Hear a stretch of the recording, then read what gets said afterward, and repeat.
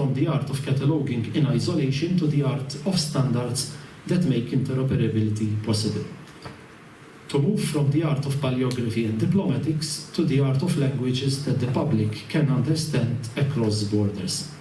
And to move away from dedicating all our energies exclusively to national holdings to the building up of a common repository of memory, allocating adequate resources for the archival sources that represent happenings at the micro level. After almost 3 decades militating in favor of Maltese archives, I am still optimistic that our domain is moving forward, although not at the momentum we would love. My dream for this sector is that this country invests in a state-of-the-art National Archives building, which will give us not only storage space, but for the first time the right conditions to preserve records and also a boost in the visibility of the sector. The opportunity given today by the Central Bank of Malta to put archival matters under the spotlight is in itself a positive sign. For this, I once again thank the Governor and staff here at the Central Bank, those whom I consulted. A number of the slides and images and information came from persons who are experts in the field. Some of them are with us this evening. And also, I thank you for following me attentively. Thank you.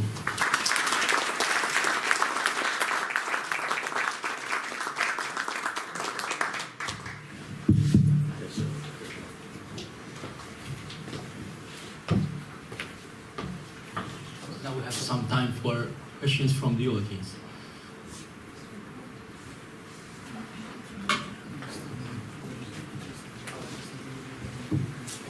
In terms of increasing the storage space for records, what is the your plan for the short run in order to accommodate such records? Are there enough buildings available for the archives at the moment?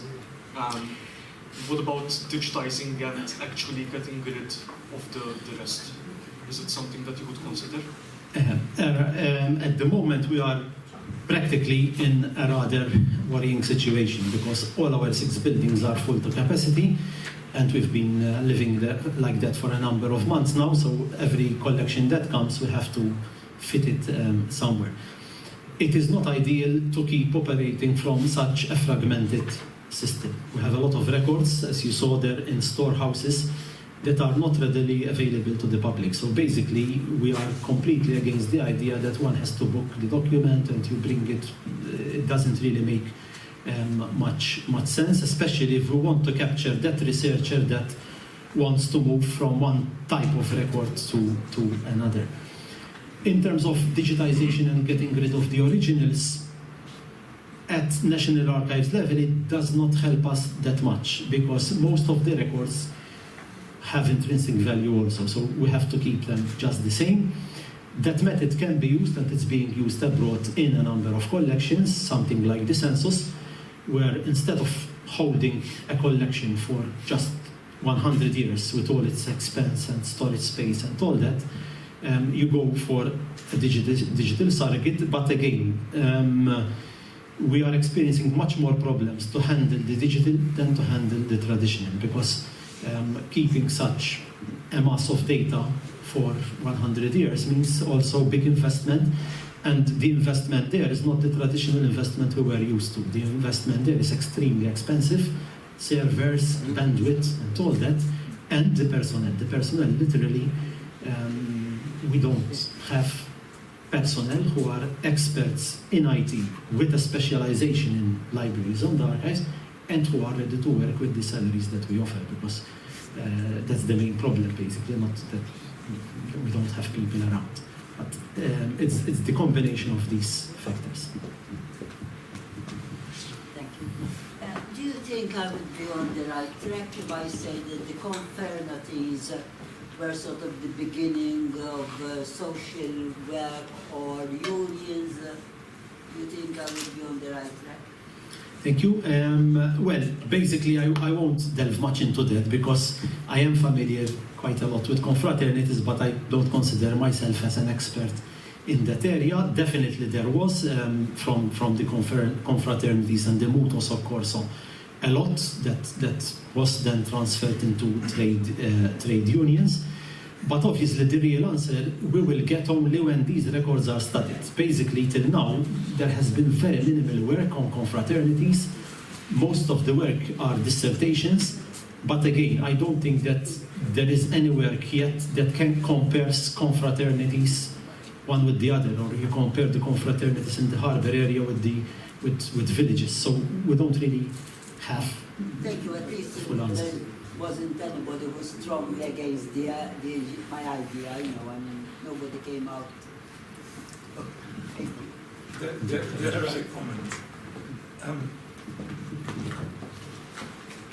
Essentially, there were two sorts of confraternities. You have the ones which were devotional, and specifically for the Blessed Sacrament, for instance. So you have, in every parish, you have a confraternity of Blessed Sacrament since the time of what's his name, the first Inquisitor. The Tina. Then and the same with the Rosary. Then you have other devotional confraternities like of the Rosary, of Our Lady of Mount Carmel, of the Immaculate Conception. That really of yours is in fact an Immaculate Conception one, and they are related to orders, to mendicant orders. On the other hand, you also had guilds like St. Joseph Confraternity in Valletta, which is of the carpenters. And they set the standards for carpenters, and not just about trade unions. They were the trade union, but they're also the people who set the standards for if you're an expert carpenter. And like that, there are a lot, like the ones in St. Paul. So you have two different sorts of confraternities, and that's. Imagine the richness that we can have the luxury for our historians if they can actually access the consulta, the minuti, the financial accounts. There is a mine, and basically we're not talking of small archives. I visited quite a number of these confraternities in Valletta. Most of them are an archive, a full archive on their own, a standalone archive. So we're talking here about thousands of documents, of volumes.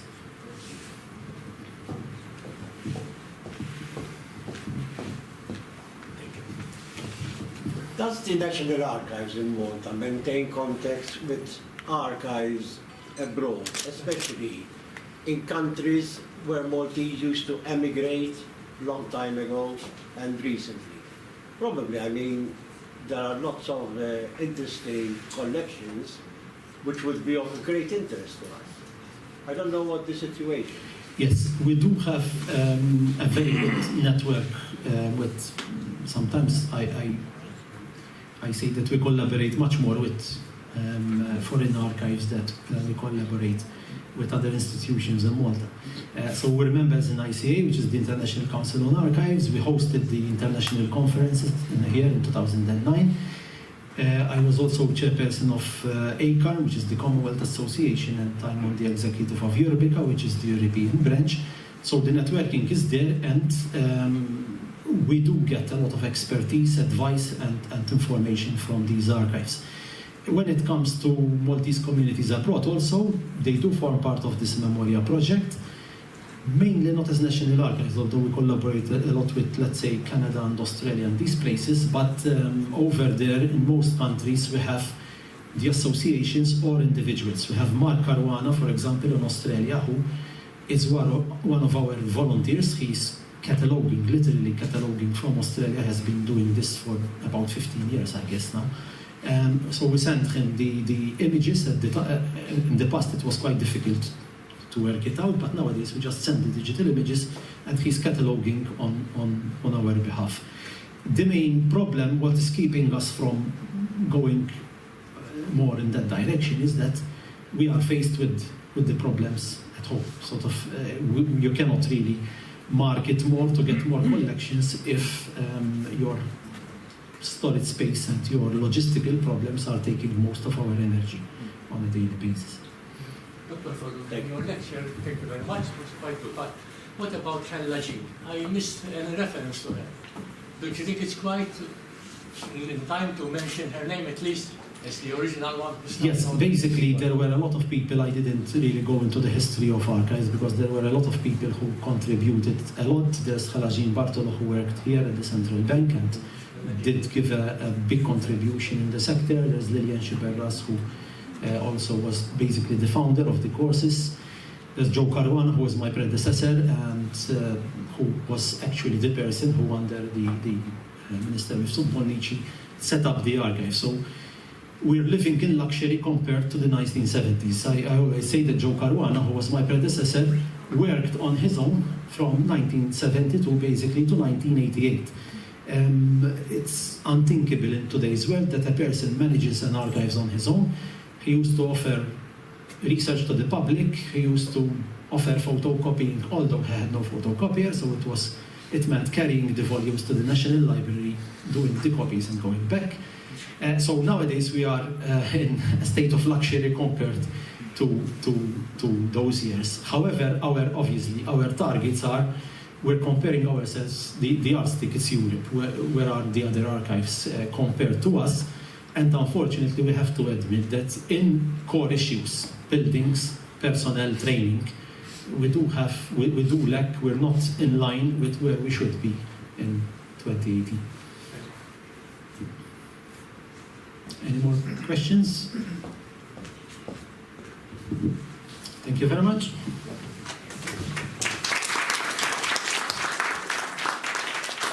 So we will bring this lecture to an end. I'd like to thank you for coming over and listening attentively to Dr. Farrugia's lecture. It was very interesting, I mean, for me and I'm sure for all of you.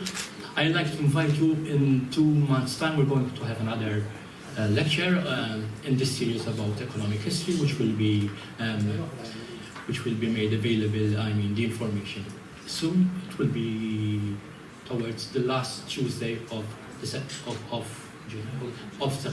So basically, in 2 months' time.